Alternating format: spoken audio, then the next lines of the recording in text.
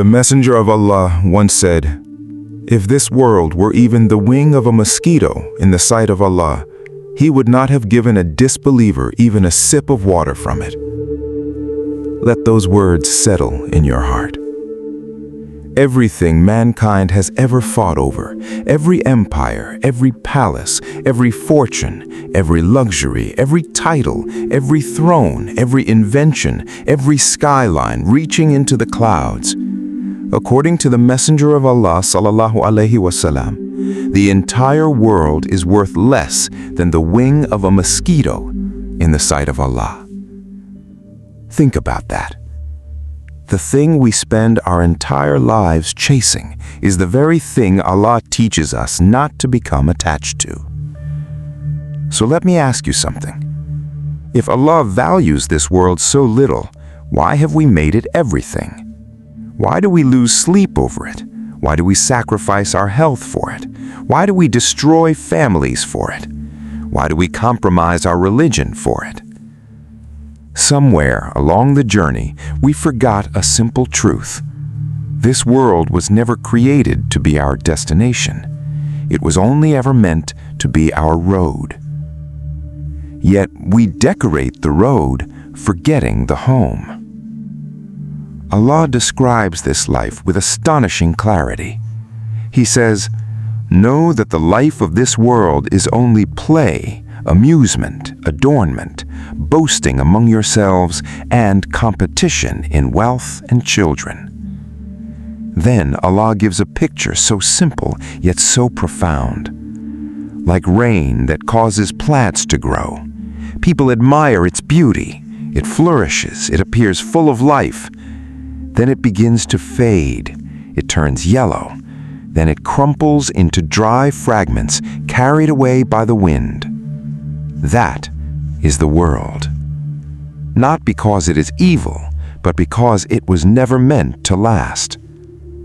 And perhaps that is where many of us misunderstand Islam. Islam does not tell us to hate the world. It tells us not to worship it. There's a difference. The Qur'an never condemns wealth itself. Many of the companions of the Messenger of Allah sallallahu alaihi wasallam were wealthy. Some were among the richest people in Arabia. Yet their hearts remained free because their wealth stayed in their hands, not inside their hearts. Today, our problem is rarely what we own. Our problem is what owns us. There is nothing wrong with earning, nothing wrong with building, nothing wrong with succeeding. But there is everything wrong when success replaces sincerity, when careers replace character, when status replaces submission, when possessions become identity. Allah says, "Seek through what Allah has given you the home of the hereafter, but do not forget your share of this world." Notice the balance. Allah did not say, "Ignore this life." He did not say, "Abandon your responsibilities."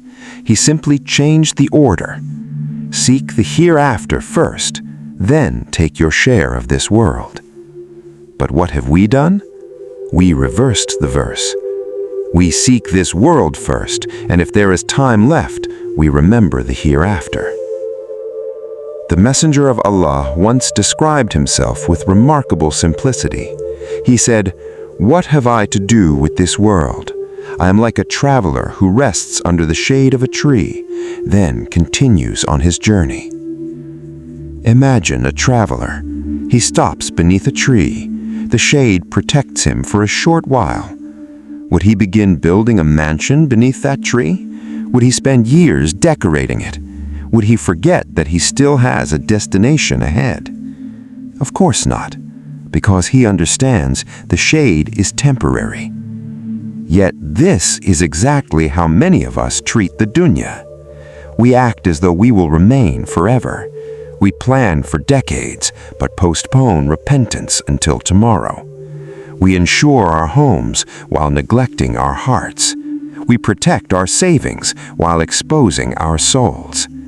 We fear losing money more than losing our connection with Allah. And slowly, without even noticing, the temporary becomes permanent in our minds.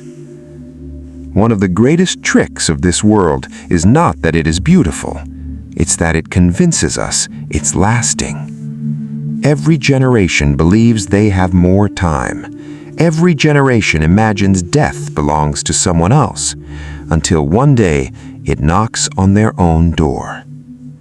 The grave has welcomed kings and beggars alike. It has received scholars and the ignorant, the young and the old, the healthy and the sick. No wealth has ever delayed it. No fame has ever escaped it. No power has ever negotiated with it. Because death is the great reminder that this world was never ours. It was only entrusted to us. And every trust will one day be returned. Ask yourself honestly, if everything you owned disappeared tomorrow, who would you still be? If your title vanished, would your worth vanish with it? If your followers disappeared, would your identity disappear too? If your wealth was taken away, would your relationship with Allah remain exactly the same? These are difficult questions, but they reveal where the heart truly lives. Because the greatest loss is not losing the dunya. The greatest loss is losing Allah while gaining the dunya. Allah warns us repeatedly that wealth and children are a test, not always a reward, a test.